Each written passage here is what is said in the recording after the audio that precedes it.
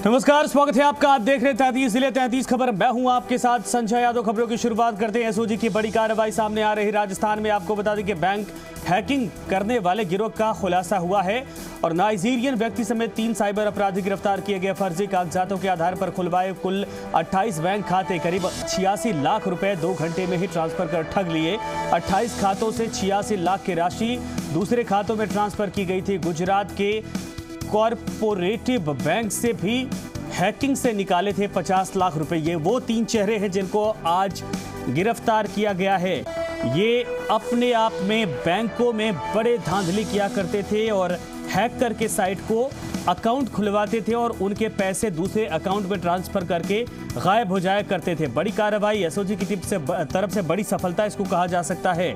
करीब 86 लाख रुपए 2 घंटे में इन तीनों ने पार किए थे, जिसके बाद इनको पकड़ लिया गया है। एसओजी ने बड़ी कार्रवाई को राजस्थान में अंजाम दिया है।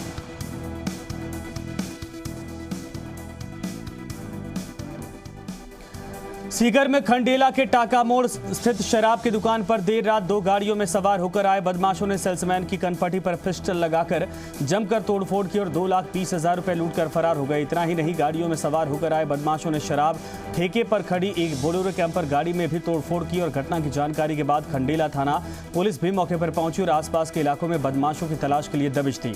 पुलिस ने वारदात में शामिल 3 युवकों को घटना के कुछ वक्त बाद रात में ही धर दबोचा और वारदात में काम में ली गई स्कॉर्पियो गाड़ी को भी जब्त कर लिया है। रात को सूचना मिली थी कि ठेके पर बदमाशी हो रही है। इतला पर गश्त की गाड़ी मौके पर गई।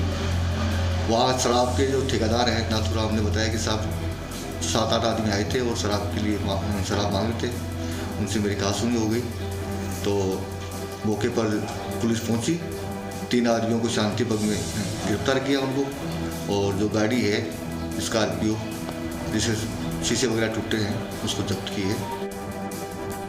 जोधपुर के महामंदिर थाना इलाके के तीसरी पोल के बाहर स्थित एसबीआई बैंक के एटीएम से छेड़छाड़ करके राशि पार करने का मामला सामने आया है। एटीएम में कैश जमा करवाने वाली कंपनी के मैनेजर की रिपोर्ट पर महामंदिर थाना पुलिस ने मामला दर्ज करके जांच पड़ताल शुरू कर दी है। थाना अधिकारी लेखराज ने बताया कि तीसरी पोल के बाहर एसबीआई के एटीएम से कुछ युवकों ने पहले अपने खाते से 500 रुपए की राशि निकाली। इसके बाद एटीएम से छेड़छाड़ करके अलग अलग करीब 90,000 की राशि निकाल ली।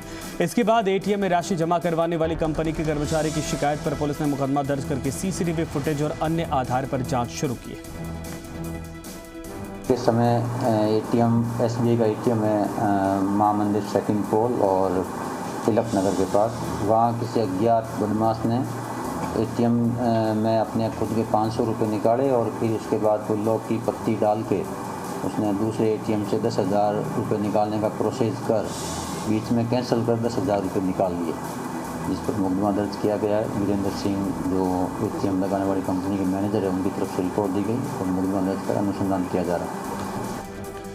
राजधानी जयपुर के कालवाड़ा थाना इलाके में रिश्तों को शर्मसार कर देने वाला मामला सामने आया है। दरअसल 7 फेरों का वचन लेने वाली पत्नी ने ही अपने प्रेमी के साथ मिलकर अपने पति की हत्या कर दी।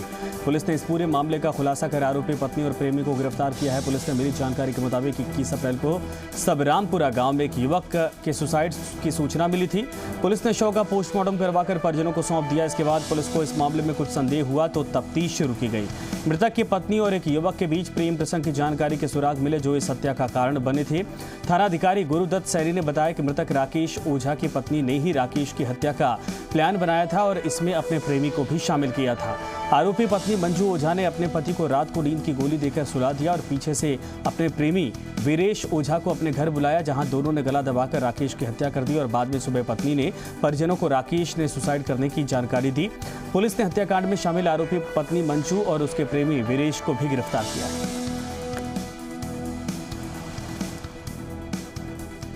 और खबर कोटपुतली से, जहां पर राजकीय बीडीएम अस्पताल में 4 लोगों की संदिग्ध अवस्था में मौत हो गई। सभी मृतक कोरोना वार्ड में थे। भर्ती मृतकों में 2 नीमका थाना के, 1 कोटपुतली और 1 हरियाणा का रहने वाला था, लेकिन लोग मृतकों के आंकड़े बता रहे हैं ज्यादा। राजकीय बीडीएम अस्पताल ने 4 लोगों की मौत की जानकारी दी है। ये बड़ी खबर इस वक्त सामने आ रही है। आपको बता दें कि इस वक्त बड़ी खबर, जहां पर बीडीएम अस्पताल में 4 लोगों की संदिग्ध अवस्था में मौत।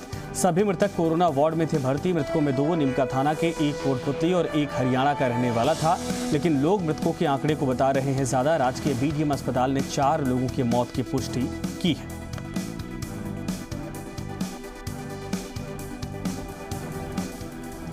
झुंझुनू में ऑक्सीजन की कमी के चलते प्राइवेट अस्पतालों में भर्ती कोरोना पॉजिटिव मरीजों को जबरन छुट्टी देकर बीडी के अस्पताल भेजने का मामला सामने आया है। जानकारी के मुताबिक बीते 24 घंटे में बीडी के अस्पताल में 38 ऐसे मरीज पहुंचे हैं, जिनमें से अधिकतर पहले प्राइवेट अस्पतालों में कोरोना का इलाज ले रहे थे, लेकिन ऑक्सीजन की कमी के चलते प्राइवेट अस्पतालों से उन्हें छुट्टी दे दी गई, जिसके बाद बीडी के अस्पताल में उनका इलाज किया जा रहा है। ऐसे में बीडी के अस्पताल भी फुल हो चुका है। यहाँ पर 70 बेड की क्षमता है, लेकिन फिलहाल 78 मरीजों का इलाज चल रहा है।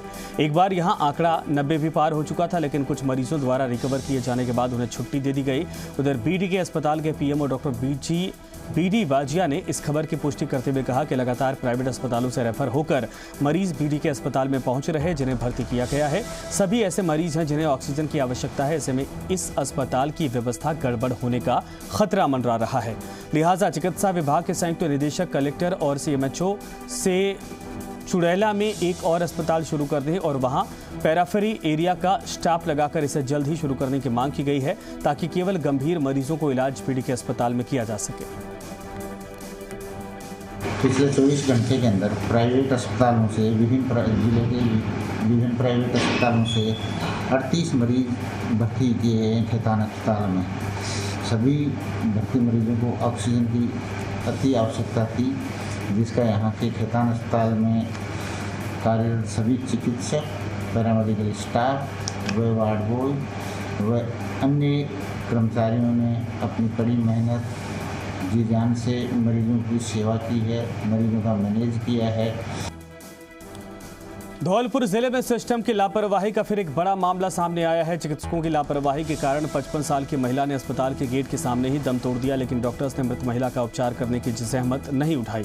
परिजन अस्पताल के सामने ही विलाप करने लगे। मामले की खबर सुनकर एसडीएम और सीओ मौके पर पहुंच गए, जिन्होंने परिजनों से समझाइश करके मामले को शांत करवाया। चिकित्सा विभाग के खिलाफ परिजनों में भारी आक्रोश और गुस्सा देखा गया। दरअसल 55 साल के नत्थों की तबीयत खराब होने पर परिजन बाड़ी सरकारी अस्पताल में भर्ती करवाने लेकर आए थे।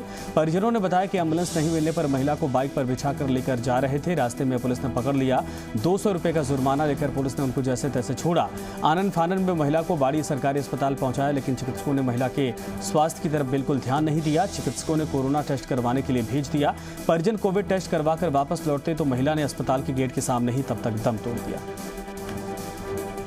आज उनकी तबीयत खराब ज़्यादा हुई तो यहाँ बाड़ी लेकर आए, तो पहले तो पुलिस वालों ने रोक लिया, 200 रुपये की फाइन भी भर दी। मोटरसाइकिल पे लाए थे? वो कोई पेशेंट को नहीं देख रहा, पेशेंट उनको बताया भी कि पेशेंट को लेकर जा रहे हैं। मोटरसाइकिल पे लाए थे? हाँ, मोटरसाइकिल से लेकर आए थे। ठीक है। उसके बाद पुलिस वालों ने फाइन भर दी 200 रुपये की। यहाँ घुसते उनको बताया भी था कि पेशेंट को लेकर आए, उन्होंने कुछ नहीं मानी। उसके बाद यहाँ एडमिट कराने के लिए लाए, इन्होंने जाँच लिख दी। जाँच करा के वहाँ से स्कूल से यहाँ वापस लाए थे, गेट पर आके खत्म हो गई। अभी हॉस्पिटल वाले कुछ नहीं कर रहे हैं? कुछ नहीं कहा, ना कोई आया है। धौलपुर के बसेड़ी उपखंड इलाके के गांव सलेमपुर में भाजपा के पूर्व विधायक सुखराम कोहली के धार्मिक आयोजन पर प्रशासन द्वारा छापा मारकर गिरफ्तार करने के मामले में विधायक ने स्थानीय जिला प्रशासन और कांग्रेस पर तीखे प्रहार किए। सोशल मीडिया पर वीडियो वायरल करके पूर्व विधायक ने कांग्रेस पर भेदभाव के आरोप लगाए। राजस्थान सरकार के कैबिनेट मंत्री सालेम मोहम्मद के पिता गाजी फकीर के निधन पर भारी तादाद में भीड़ होने पर सरकार द्वारा कार्रवाई नहीं करने पर पक्षपात के आरोपों से घेरा। कोहली ने कहा कि 25 अप्रैल 2021 को उनके पैतृक गांव सलेमपुर में हनुमान मंदिर पर शिव परिवार की प्राण प्रतिष्ठा और रामायण पाठ का आयोजन किया गया था। कार्यक्रम के दौरान 150 से 200 श्रद्धालुओं की भीड़ प्रसाद ले रही थी। उन्होंने कहा कि श्रद्धालु पूरी तरीके से कोरोना गाइडलाइन की पालना करते हुए सोशल डिस्टेंसिंग की भी पालना कर रहे थे, लेकिन इसी दौरान पुलिस अधीक्षक केसर सिंह शेखावत पुलिस और प्रशासन की टीम को साथ में लेकर गाँव पहुंचे। उन्होंने कहा प्रशासनिक अधिकारी और अशोक गहलोत सरकार को 150 श्रद्धालुओं की भीड़ तो भारी तादाद में दिखाई देती है, लेकिन राजस्थान सरकार के नाक के नीचे उनके ही कैबिनेट मंत्री सालेम मोहम्मद के पिता गाजी फकीर के निधन पर हजारों की तादाद में लोगों का काफिला जमा हुआ, वो सरकार को दिखाई नहीं देता। ये वो हनुमान जी थे जिनकी यहाँ पर प्राण प्रतिष्ठा हुई थी। ये यहाँ पर जो रामायण का पाठ चल रहा था, जिसको छिन्न-भिन्न इन्होंने किया, 30/40 की जगह है, और इस 30/40 में कितने लोग आएंगे आप समझ सकते हो। दूसरे, जिस तरह से भंडारे की बात कही जा रही थी, भंडारा यहाँ पे कोई था ही नहीं, और जो कार्रवाई की बात की गई ये मनमानी तरीके से की गई है, और पुलिस प्रशासन ने एक तरह से कांग्रेस का प्रतिनिधि होकर के ये कार्रवाई की है, जो निंदनीय है। मैं आपसे निवेदन करता हूँ कि इस चीज़ को आप विचार करें। आप खुद ही देखो कि कितनी जगह है, 30/40 की जगह है ये पूरी टोटल, और इसमें कितने 500 लोग आ सकते हैं क्या? ये पूरा मंदिर में आप प्रांगण आपको दिखा रहा हूँ कि इसमें 500 लोग कहाँ से आ जाएंगे। जो ये कार्रवाई की है ये बहुत ही निंदनीय है। मैं सभी भाइयों से निवेदन है कि ये इसका पुरजोर तरीके से खंडन करें, निंदा करें। देश में 1 मई से 18 वर्ष से अधिक उम्र के लोगों को कोरोना वैक्सीन लगाने का काम शुरू होगा। वैक्सीन लगवाने के लिए आज 4 बजे से ही ऑनलाइन रजिस्ट्रेशन शुरू हुआ, जहां 18 वर्ष से अधिक उम्र के लोगों को रजिस्ट्रेशन लोग करवा रहे थे। रजिस्ट्रेशन प्रक्रिया शुरू होते ही वैक्सीनेशन के लिए युवाओं का उत्साह देखने को मिला, जिसके चलते रजिस्ट्रेशन पोर्टल हैंग हो गया। कोविड के जो रजिस्ट्रेशन आज से जो शुरू किए गए हैं उनमें बहुत ज़्यादा दिक्कतें आ रही है। सर्वर डाउन आ रहा है और सर्वर डाउन के अलावा वहाँ पर जो अप्लाई किया जा रहा है उसमें कुछ तकनीकी खामी आ रही है। हमारे चैनल के माध्यम से हमारी ये मांग है कि सरकार इसको तुरंत इसको दुरुस्त किए, जो कमी आ रही है इसको दुरुस्त करे, ताकि हम लोग समय पर रजिस्ट्रेशन करवा सकें और वैक्सीन का फ़ायदा उनको मिल सके। आज से कोविड के रजिस्ट्रेशन शुरू होने थे, लेकिन सुबह से तकरीबन 5 बार मैं ट्राई कर चुका हूँ। कभी OTP नहीं आता है, कभी रजिस्ट्रेशन फेल हो जाता है। तो मैं केंद्र सरकार से निवेदन करता हूँ कि कृपया इस सर्वर को ठीक कराएं, ताकि हम अपना रजिस्ट्रेशन समय पर कर सकें। अगर रजिस्ट्रेशन नहीं हो पाएगा तो कहीं ना कहीं हमारे वैक्सीनेशन में दिक्कत होगी। मैं आपके चैनल के माध्यम से निवेदन करता हूँ कि कृपया जल्द से जल्द वैक्सीनेशन के लिए जो रजिस्ट्रेशन हो रहा है उसके सर्वर को ठीक कराया जाए। भिवाड़ी से जोधपुर और पाली की ओर जाने वाले ऑक्सीजन गैस टैंकरों को तय समय पर पहुंचाने के लिए राज्य सरकार की ओर से ग्रीन कॉरिडोर बनाया जा रहा है। ग्रीन कॉरिडोर बनाकर ही ऑक्सीजन टैंकरों को बिना रोके मंजिल की ओर भेजा जा रहा है, जिसके लिए ब्यावर DTO कार्यालय की ओर से भी विशेष व्यवस्थाएं की गई हैं। भिवाड़ी से बिना रुके चलकर आने वाले टैंकर चालकों को मांगलियावास में चाय नाश्ता दिया जाता है। वहां पर उनके लिए अल्पाहार की व्यवस्था की गई है। करीब 10 मिनट की अवधि में अल्पाहार करने के बाद टैंकरों को उनकी मंजिल की ओर रवाना कर दिया जाता है, ताकि कम से कम समय में टैंकर अपने निर्धारित स्थान पर पहुंच सके। जिला परिवहन कार्यालय ब्यावर की ओर से अपने यहां 2 चालकों की अतिरिक्त व्यवस्था की गई। दोनों चालक आगामी आदेश तक परिवहन कार्यालय में ही मौजूद रहेंगे, ताकि आपात व्यवस्था में उनका उपयोग किया जा सके। DTO ब्यावर की टीम ने अब तक जोधपुर एवं पाली की ओर से जाने वाले ऑक्सीजन गैस के 17 टैंकरों को स्कॉट किया है। से जो है, चूँकि आप सबको पता है ऑक्सीजन की कमी है, तो ऑक्सीजन के जो है टैंकर्स जो भिवाड़ी में एक प्लांट है आइनॉक्स का, वहाँ से सारे राजस्थान को सप्लाई जा रही है, जितने भी गवर्नमेंट हॉस्पिटल्स हैं, प्राइवेट हॉस्पिटल्स हैं, एम्स वगैरह। तो ये जोधपुर में की तरफ जो भी यहाँ से जा रहे हैं टैंकर्स, वो करीब 16 से 17 टैंकर यहाँ से निकल चुके हैं और उनको ग्रीन कॉरिडोर बना के यहाँ से निकाला जाता है। कोरोना महामारी में भी कुछ लोग कालाबाजारी और लूट से बाज नहीं आ रहे। ऑक्सीजन सिलेंडर और इंजेक्शन के अलावा एम्बुलेंस या फिर अन्य वाहन के अतिरिक्त फीस वसूली का खुलासा हुआ है। औषधि विभाग की टीम ने कार्रवाई करते हुए एक डिकॉय ऑपरेशन किया, जिसमें चालक ने करीब 10 गुना ज्यादा पैसे की मांग की थी। टीम ने गाड़ी जब्त करके कोतवाली थाने में मामला दर्ज करवाया है। जिला औषधि इंस्पेक्टर जितेंद्र कुमार मीणा ने बताया कि लॉर्ड्स कॉलेज से शहर तक आने के लिए एम्बुलेंस के 600 निर्धारित चार्ज से 10 गुना ज्यादा यानी कि 6,000 रुपये वसूलने की शिकायत मिली थी। ऑक्सीजन सपोर्ट वाली एम्बुलेंस बताकर मनमाना किराया वसूला जा रहा था। टीम ने कार्रवाई करते हुए मौके पर से ड्राइवर सहित एम्बुलेंस को जब्त किया है। जिले के अंदर कालाबाजारी रोकने के लिए, इंजेक्शन की कालाबाजारी रोकने के लिए, ऑक्सीजन सिलेंडर की कालाबाजारी रोकने के लिए प्रशासन द्वारा पूर्ण रूप से सख्ती बरती जा रही है और औषधि विभाग के द्वारा भी इसका एक अपना इंटेलिजेंस सिस्टम बना रखा है, जो कि हमारे मुखबिर पूरे ज़िले के अंदर ये सूचनाएं देते हैं कि कहाँ पर ज़्यादा रेट के अंदर कोई ऑक्सीजन सिलेंडर बिक तो नहीं रहा है। इसी क्रम में कल हमें रात को ये सूचना मिली कि कुछ एम्बुलेंस कम दूरी पर पेशेंट में डर का माहौल बना करके बहुत ज़्यादा जो तय कीमत होती है उससे बहुत ज़्यादा रेट पर पैसा वसूल रहे हैं, क्योंकि अभी कोरोना की जिस तरह की महामारी चल रही है उसमें पेशेंट में भय व्याप्त है और वो पहले से इतना परेशान रहता है कि उसकी ऐसी मजबूरी हो जाती है। इसी क्रम में हमें कल सूचना मिली थी, तो आज हमने एक छोटा सा कोतवाली थाना इंचार्ज साहब से मुलाकात करके एक स्टिंग ऑपरेशन किया, जिसमें एक एम्बुलेंस को पकड़ा जिन्होंने कि ओवर द रेट पर हमें जो पैसे ले रहा था वो पेशेंट के लिए, तो उसको मौके पर पकड़ करके उसके कुछ सिलेंडर जब्त करें और अभी उस पर मुकदमा दर्ज करने की सिलेंडर क्या ऑक्सीजन के हैं? ऑक्सीजन सिलेंडर हैं ये। कितने करीब? 1 या 2 सिलेंडर एम्बुलेंस में ये लोग रखते हैं, लेकिन जैसे कि लॉर्ड्स हॉस्पिटल है, लॉर्ड्स हॉस्पिटल से अपन सेक्टर स्कीम 2 तक का जो मिनिमम किराया 600-700 रुपये हो रहा है, लेकिन ये 5-6 हज़ार रुपये तक उसका वसूल रहे हैं। कोरोना महामारी के बीच में दुकानदारों की लापरवाही दूसरों पर भारी पड़ने के कारण बन रही है और जन अनुशासन पखवाड़े के बावजूद चौमू कस्बे के मुख्य चौपड़ बाजार में भी कुछ दुकानदार दुकानें खोले पकड़े गए हैं। दुकान के बाहर से ताला लगा दिया था, जबकि अंदर खरीद बिक्री चल रही थी। जब ग्राहक खरीदारी कर लेते हैं तो ताला खोलकर उन्हें बाहर भेज दिया जाता है।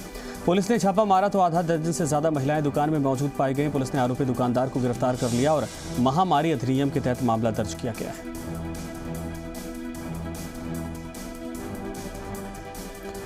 अलवर के बानसूर में सुबह से ही जाम की स्थिति बन जाती है। लोग जमकर कोरोना गाइडलाइन की धज्जियां उड़ाने लगते हैं और बानसूर में आज भी घंटों तक जाम लगा रहा, जिससे लोगों को परेशानी का सामना करना पड़ा। देखा जाए तो बानसूर में कोरोना के मामले बढ़ते जा रहे हैं, लेकिन लोग समझने को तैयार नहीं हैं। ऐसे में पुलिस और उपखंड प्रशासन को कड़ी मशक्कत करनी पड़ रही है। लोग बेवजह बाजारों में निकल रहे, ऐसे में बानसूर प्रशासन की ओर से कार्रवाई की जा रही है।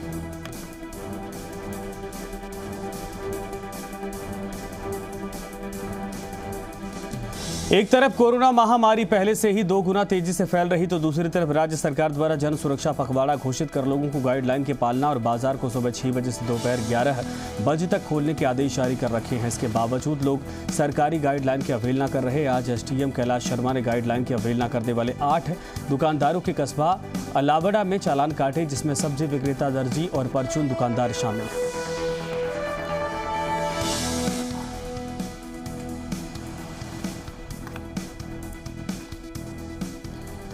भीलवाड़ा जिले में कोरोना की स्थिति बद से बदतर होती जा रही है। पिछले 13 महीने में 2 दिन पहले ही सबसे ज्यादा 701 कोरोना रोगी पॉजिटिव पाए गए थे, जिसमें ज्यादातर शहर के ही थे। बावजूद लोग इसको लेकर संजीदगी नहीं बरत रहे। शहर में आज पुलिस ने खासी सख्ती बरतनी शुरू कर दी है। कई स्थानों पर बेवजह घूमते लोगों के चालान काटे। कोरोना गाइडलाइन के अनुसार खाद्य पदार्थों की दुकानें सवेरे 6 बजे से 11 बजे तक ही खोलने की अनुमति है, लेकिन बावजूद इसके कुछ दुकानदार शटर नीचे करके भी सामान बेच रहे हैं। आज भी सवेरे जैसे ही दुकानें खुली, बाजारों में एक बार फिर से भीड़ बढ़ गई, मानो पूरा शहर ही सड़कों पर उमड़ पड़ा। इस दौरान लोगों ने सोशल डिस्टेंसिंग का ख्याल नहीं रखा। एकदम से उमड़े जनसैलाब को कंट्रोल करने के लिए पुलिस भी सड़कों पर दिखाई दी। हम जनता को जागरूक कर रहे हैं कि बाहर मत निकले, अच्छा इसका सोशल डिस्टेंस का पालन करें अच्छे से और मास्क लगा के रखें। ऐसे कितने कैडेट यहाँ अभी समय दे रहे हैं सर? अभी ये पुलिस के साथ और होमगार्ड के साथ ये हमारे साथ हैं कैडेट 4 और 5 कुल इतने ही हैं। अलग-अलग चौराहे पर खड़े हैं। हाँ, अलग-अलग चौराहे पर अपने ड्यूटी कवर कर रहे हैं।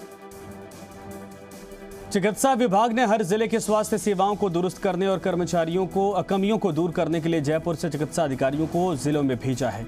चिकित्सा विभाग में संयुक्त निदेशक डॉक्टर SN धौलपुरिया इसी के तहत झुंझुनू आए हैं। आज अपने दौरे के दूसरे दिन उन्होंने झुंझुनू के BD के अस्पताल का दौरा किया और वहां की व्यवस्थाओं को देखा। उसके साथ ही CMHO डॉक्टर छोटेलाल गुर्जर भी थे। PMO डॉक्टर BD बाजिया ने झुंझुनू के BD के अस्पताल में वैसे तो व्यवस्थाएं दुरुस्त बताई, फिर भी झुंझुनू से सटे चुड़ैला में प्राइवेट अस्पताल को शुरू करने के लिए जिला कलेक्टर को बातचीत करने का भरोसा दिया है। जिला चिकित्सालय की आज हमने विजिट की है CM साहब और PMO साहब के साथ, और यहाँ की व्यवस्थाएं और यहाँ के जो चिकित्सा कर्मी हैं, जिसमें चिकित्सक, पैरामेडिकल स्टाफ और यहाँ के लोग जो मन से यहाँ काम कर रहे हैं, उनको एक सराहनीय उनका योगदान दे रहा है और अपने लगन के साथ, टाइम नहीं देखते हुए अपने लगन के साथ और मन से इच्छा शक्ति के अनुसार काम कर रहे हैं। यहाँ अच्छा काम हो रहा है। तो इनकी समस्या किसी भी टाइप की ऑक्सीजन की जो भी रहेगी, कलेक्टर साहब के माध्यम से उसको दुरुस्त रहेगी। कोरोना काल में घर बैठे ही